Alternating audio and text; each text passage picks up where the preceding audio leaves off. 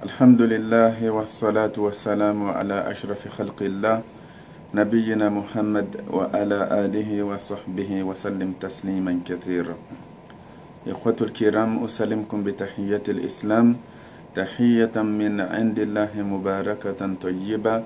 السلام عليكم ورحمة الله وبركاته. يقول الحق سبحانه وتعالى بعد أعوذ بالله من الشيطان الرجيم. بسم الله الرحمن الرحيم. كل نفس ذائقة الموت وإنما توفون أجوركم يوم القيامة فمن زحزح عن النار وأدخل الجنة فقد فاز وما الحياة الدنيا إلا متاع الغرور.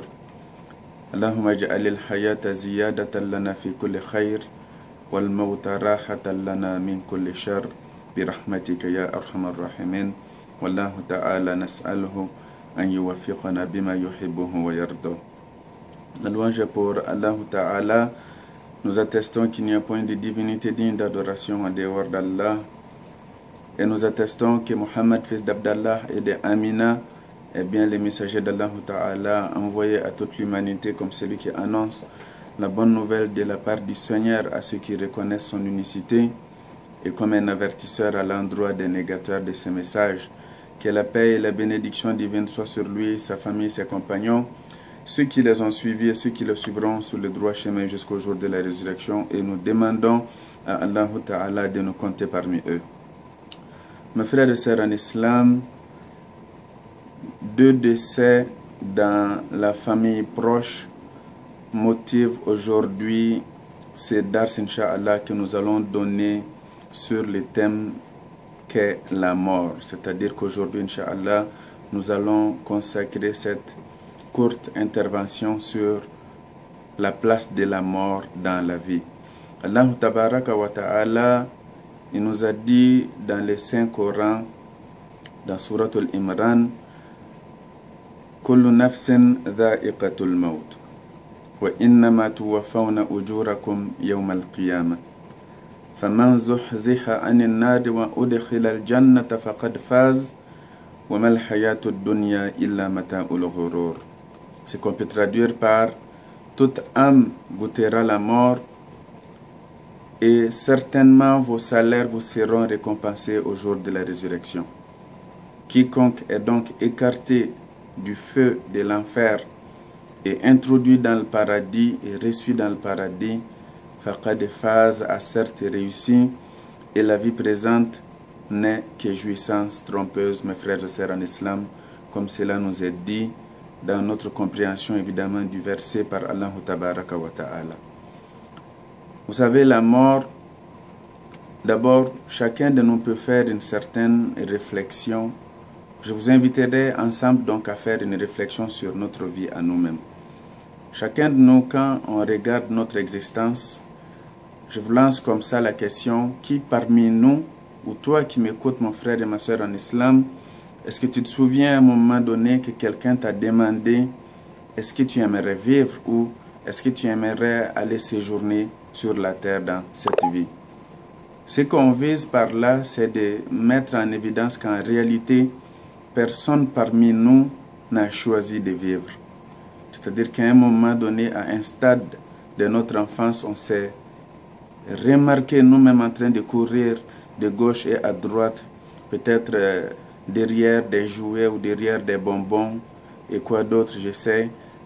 Wallahu ta'ala alam. C'est à partir de ces instants que nous avons commencé en quelque sorte à apprécier réellement avec une certaine conscience naissante en nous, donc à apprécier réellement ces dons de la vie, mes frères et sœurs en islam. Donc, nous n'avons pas choisi de vivre, ça c'est la première chose. La deuxième est que nous n'avons pas choisi nos parents. Personne d'entre nous n'a choisi ses parents. Nous n'avons pas choisi les lieux où nous allons naître, notre lieu de naissance. Et nous n'avons pas choisi non plus l'époque de notre naissance, mes frères et sœurs en islam. Tout cela a pourtant de l'impact quand même sur notre destin, même de façon générale sur cette terre. Maintenant, ça c'est au début. Quand tu regardes vers la fin aussi, en ce qui concerne la mort, on peut se poser les mêmes questions. Qui parmi nous a choisi de mourir? Qui parmi nous, en quelque sorte, ou réellement est en train de planifier sa propre mort? Là, on ne parle pas de l'héritage ou de j'aimerais, oui ou non, être incinéré ou j'aimerais être enterré ou quoi que ce soit, mais qui veut la mort parmi nous? Qui a décidé qu'il va un jour mourir? Personne d'entre nous. C'est-à-dire que ce qu'on vise par là aussi, c'est que nous n'avons ni choisi de vivre, ni choisi de mourir. C'est ça la réalité. Et nous ne choisissons pas non plus la cause de notre mort, là où les causes de notre mort prochaine. Nous ne choisissons pas les lieux de notre mort, ni le moment de notre mort, mes frères et sœurs en islam. Donc, notre début et notre fin, pour parler ainsi, ne sont point sous notre contrôle, mes frères et sœurs en islam. Maintenant, ce qui se passe entre ce début et cette fin, est-ce que c'est vraiment nous qui sommes entièrement responsables de tout ce qui se passe? En d'autres mots, est-ce que c'est nous les seuls maîtres à bord? Est-ce que nous avons tout le contrôle de notre existence? Donc, ce que nous comprenons par là, c'est que, islamiquement parlant, c'est que ce qui se passe entre ce début et cette fin, le début de ta vie, donc ta naissance, et la fin de ta vie, donc la mort. En d'autres mots, ta vie, il faut consacrer cela à adorer celui qui détient le début et la fin de ton existence. En réalité, il détient toute ton existence. Allah tabaraka wa ta'ala. Quand on dit cela, donc, ça permet en quelque sorte de réfléchir sur l'essence même de notre vie. Parce que des fois, on peut se voir comme si tout nous est donné sur cette terre, comme si nous détenons tous les pouvoirs à cause peut-être d'une richesse que nous possédons ou à cause de telle ou telle raison, tout dépendant des gens. Mais en réalité, l'être humain n'est pas grand-chose et n'est surtout rien par rapport à Allah tabaraka wa ta'ala, si ce n'est qu'une petite créature du glorieux créateur, mon frère et ma soeur en islam. Maintenant, islamiquement parlant, il y a un certain nombre de définitions qui ont été données à cette mort quand même. Ce n'est pas juste un dysfonctionnement de l'organisme du corps humain, en parlant bien sûr de la mort pour l'humain, mais la mort est bien plus que cela, mon frère et ma soeur en islam. Avant de définir la mort elle-même, nous comptons d'abord définir l'être humain lui-même. C'est quoi une personne vivante? Allah Ta'ala, avant de créer notre père, donc Adam alayhi salatu wasalam, le père de la race humaine, la première créature humaine, le premier humain créé par Allah Ta'ala sur terre. Donc Allah Ta'ala annonça sa création avant même la dite création aux anges. Donc ton Seigneur dit aux anges, je vais créer donc une créature de la terre, donc فإذا سويته ونفخت فيه من روحي فقعوا له ساجدين. Lorsqu'on aura formé son corps, est-ce que cela suffit? Non. Et lorsqu'on aura insoufflé en ce corps, donc dans ce corps de l'esprit, si on parle donc de l'âme, alors prosternez-vous devant Adam alayhi salatu wasalam. Donc pour dire que nous sommes faits de corps et d'esprit, mon frère et ma soeur en islam. Cela nous permet de définir la mort comme étant le divorce justement entre ce corps et cet esprit-là, mon frère et ma soeur en islam. Donc c'est ça la première définition qui est donnée par les ulama de cette mort-là. Elle consiste à extirper en quelque sorte, à extraire cet esprit, cette âme donc de ce corps qui devient en quelque sorte un corps vide, donc d'esprit, un corps qui n'est pas vivant, car c'est cet esprit, cette âme qui le faisait vivre, mon frère et ma soeur en islam. Et par cela, évidemment, on va dire médicalement parlant que le corps a arrêté de fonctionner ou que le cœur a cessé de battre ou que la personne ne respire plus et les médecins donc vont faire le constat de décès. Mais ce que nous ne savons pas ou ce qui n'est point sous le contrôle de l'être humain, ça c'est l'esprit, ça c'est l'âme qui anime le corps de l'être humain. Et ça, ce n'est pas visible. D'ailleurs, Allah Ta'ala, il en parle en disant au prophète alayhi salatu wasalam, il t'interroge sur l'esprit.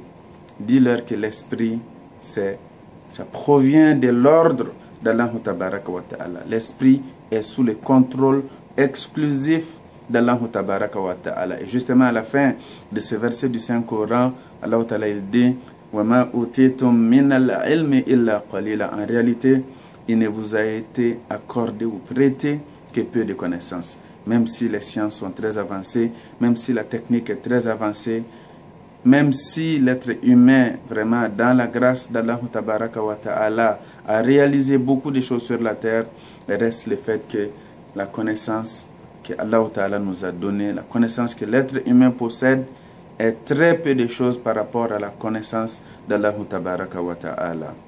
Donc, lorsque nous disons cela, c'est que la mort est donc avant tout le divorce entre le corps et l'esprit. Évidemment, il y a tout un cheminement qui va se passer avec cette âme-là, cet esprit-là, mais nous ne rentrerons point dans ces sujets-là aujourd'hui, mon frère et ma soeur en islam. La deuxième définition qui est donnée de la mort, c'est que la mort est un changement. La mort est un changement et non une finalité. Et cela est extrêmement important parce que beaucoup de gens croient qu'une fois qu'ils seront morts, donc tout serait fini, donc ils n'auront pas de compte à rendre à personne. Mais islamiquement, l'islam nous montre clairement que la mort est un changement de vie. En d'autres mots, même ceux qui sont morts, oui, pour nous, ils sont morts parce qu'ils ne sont plus vivants parmi nous, mais dans la science musulmane, ces gens sont vivants, mais dans une autre existence, mon frère et ma soeur en islam. Donc la mort est un changement de vie et non une finalité. La troisième définition qui est donnée de cette mort-là, mon frère et ma soeur en islam, c'est que la mort nous permet de quitter la demeure des œuvres pour aller dans la demeure des récompenses. Nous quittons la demeure du travail pour aller dans la demeure des salaires. Ça, c'est très important. Quand on parle donc de changement, c'est ce que ça veut dire. Ces changements consistent donc à cheminer de la vie d'ici-bas qui nous est donnée, qui est une opportunité nous permettant donc d'adorer Allah Tabaraka wa Ta'ala, donc, et de cheminer vers la vie de l'au-delà où nous ne pourrons qu'être récompensés par Allah Tabaraka wa Ta'ala. Et finalement, la quatrième définition qui est donnée de cette mort, c'est que la mort ferme à jamais la porte du repentir. En d'autres mots, la mort retire à celui qui meurt, subhanallah, l'opportunité que de se repentir à Allah Ta'ala. Se repentir, donc, qui consiste à revenir à Dieu, à Allah Ta'ala, de nos péchés, des grands péchés dont nous avions pris l'habitude peut-être de faire et de retourner à Allah Ta'ala, abandonner les grands péchés et revenir, se réformer, faire le repentir sincère et regretter subhanallah, les mauvaises actions, prendre la résolution ferme de ne pas retourner à cela et d'invoquer le pardon d'Allah Tabaraka wa Ta'ala. De cette façon-là, c'est ça le repentir. Mais celui qui meurt sans avoir fait ces repentirs-là, il n'a plus, subhanallah, l'opportunité que de se repentir à Allah Tabaraka wa Ta'ala. Lorsque cela nous est dit, de ces quatre définitions, ce qu'il faut comprendre déjà, c'est que il faut être conscient de la présence de l'âme dans notre corps, mes frères et sœurs en islam. Cela est très important. De savoir qu'il y a un système qui est en nous. Quand tu regardes ton ordinateur, ton portable, ton cellulaire, il y a un système d'exploitation. On parle informatiquement du hardware et du software, donc le matériel et le programme.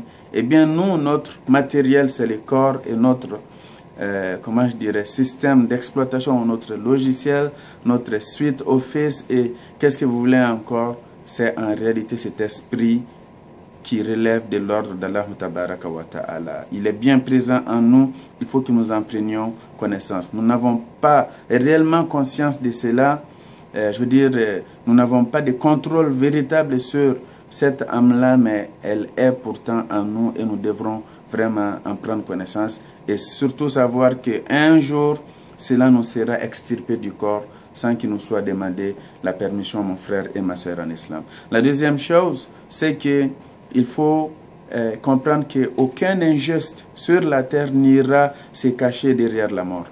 Donc, croire que je peux faire ce que je veux tant que la loi et la police ne me rattrapent pas, ou que je suis très puissant, je suis super puissant, je peux faire à autrui dans peut-être d'autres pays ce que je veux et qu'une fois que je serai mort, ce serait fini. Non.